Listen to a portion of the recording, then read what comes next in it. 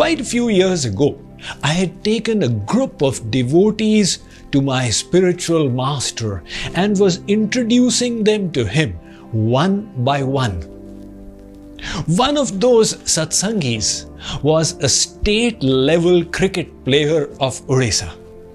Knowing that Kripaluji Maharaj was a cricket enthusiast and loved to follow the Indian team whenever it played on the world arena, I said to him, Maharajji, so-and-so is a Ranji Trophy player from Orissa and he is hoping to make it to the Indian Test team in the near future.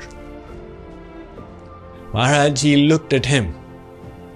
Then he looked at me and said, उसके लिए बहुत knowledge चाहिए होता है. For that you need a lot of knowledge. That set me thinking, to play a game of cricket, what kind of knowledge do you need? My understanding in this matter came when I learnt about blindfold chess. Let me tell you about it. This was the year 1924. A hotel room had been divided into two. On one side were 26 players. On the other side was one Russian grandmaster, Alexander Alekhine. These players were all playing Alexander Alekhine together.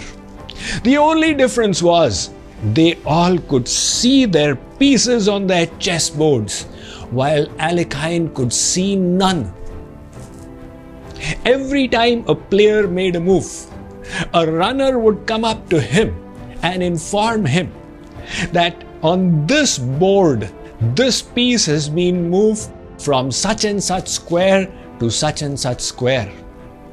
Alexander Alekhine would write out his response and the runner would go and make that move.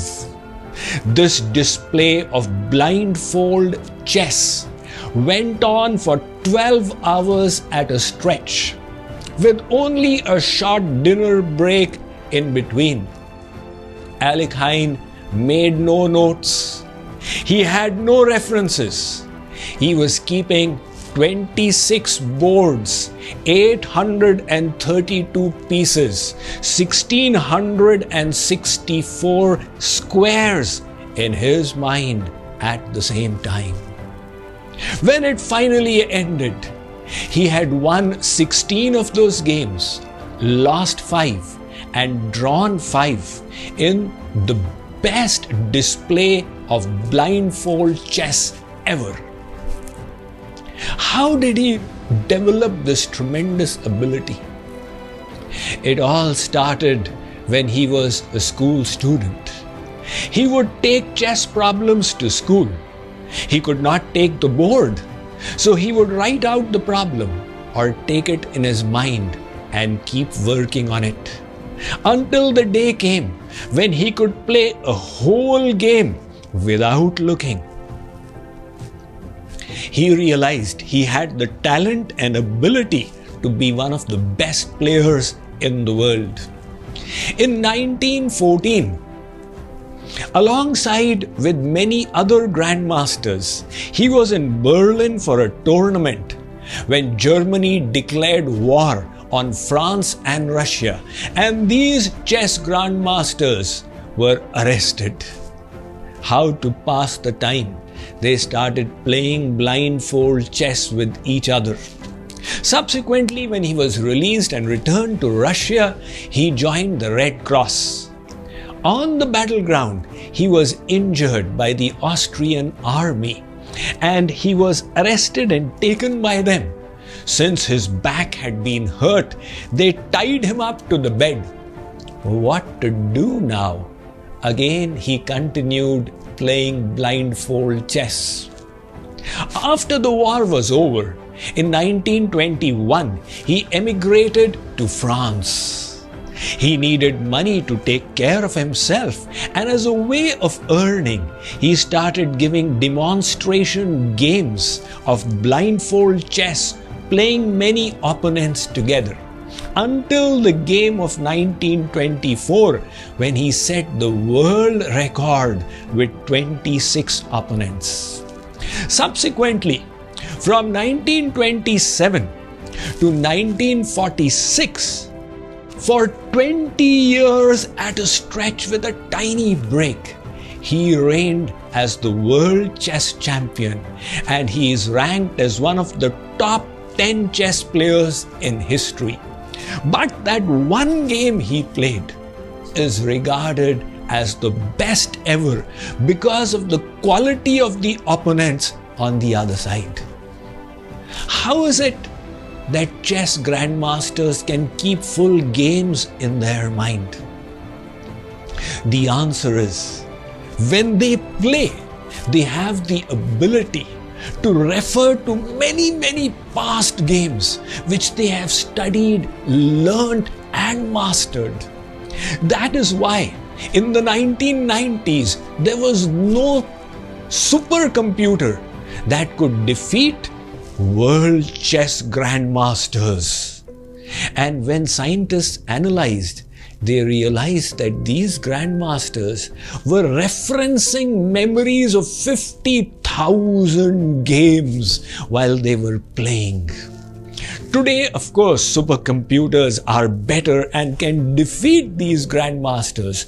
But the learning here is that experts in any field develop mental representations of their activities.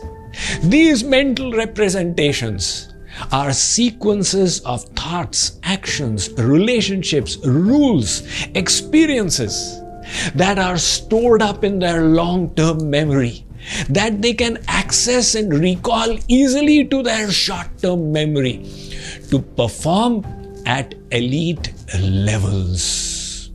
Let me read to you a little about the mental representation of a sculptor from my latest book, 7 Divine Laws to Awaken Your Best Self. Ram Kinkar Baij was a famous Indian sculptor of the last century. He lived in Shanti Niketan, the famous school for fine arts in Kolkata, West Bengal. He is credited with popularizing modern Indian sculpture. One day, he unveiled a stone statue of the Buddha that he had worked upon with great love. Press reporters asked him the secret by which he made the statue so profound and Buddha-like. He responded, "When I first looked at the stone block, I could see the Buddha in it. All I did was to remove what was not the Buddha. It was so simple." These experts in any field, by virtue of their learning, practice, experience, they've developed such tremendous representations. So a test player, for example, when he plays, he knows the previous ball was a googly. The next ball, the chances are it will be this. The second highest probability is it will be this. When the ball drops at that point, his long-term memory knows there are these 6 ways the ball can go. These are the options of the strokes I have to play. And in a fraction of a moment, that player accesses the mental representations to play at levels that amazes those who are unaware of the processes that are taking place. So in any field of human endeavor, mastery is possible by developing sufficient mental representations. And these will come as a consequence of deliberate practice. In the last episode, we talked about practice. What is deliberate practice? You know, tennis players, they play for 30 years and they don't get any better at the age of 50 compared to what they were at the age of 20. In fact, they get worse. They are practicing, but it is not deliberate practice. So if we wish to keep on improving, the practice must be done with awareness and focus on removing our weaknesses and enhancing our strengths. There must be a system of feedback on how well we did and an evaluation of our performance. Whichever field you wish to improve in, whether it is self-improvement or growth of divine love for God in your heart, by deliberate practice, you will move ahead with rapid strides. Be motivated, understand the process, and move ahead to conquer and achieve. May the blessings of Lord Krishna be upon you.